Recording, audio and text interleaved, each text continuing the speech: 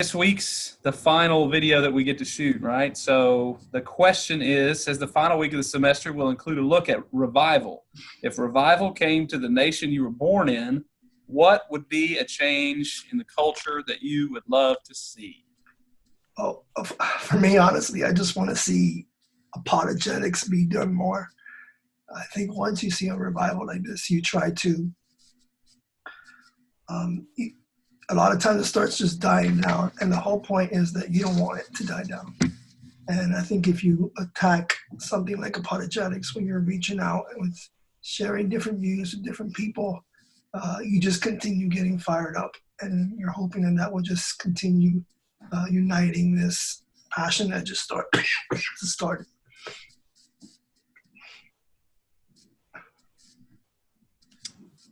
Zaka, what do you got, man? Yeah, I think I'd like to see a change in the hearts of parents of our youth, where their desire is not just for a change in behavior of their kids, but they actually want to see them grow close to Christ, have a relationship with Him.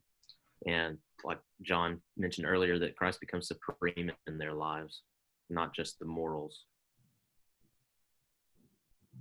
Well, I like to see more of discipleship, actually, because when the first Christianity came to Korea, it's more focused on prayer and blessings. So, well, unfortunately, nowadays, younger generation, we're not only losing, but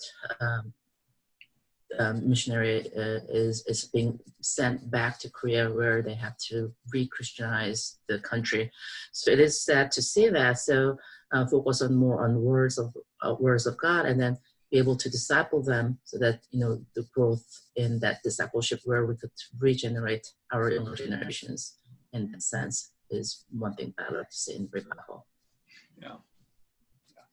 So for me, is a lot some off the coattails of Zaka there was that people in this country for sure would just be revived to keep Jesus on the throne of their life, to be the most central thing in their life, is that Jesus would reign supreme, and that their love for Him and their devotion to Him would be so strong, and their thirst and hunger for a greater knowledge of who He is and the work that He's doing in their life would be so strong that everything else would flow out of it. Discipleship, the mission, love and care for others, and love for God, sharing the gospel.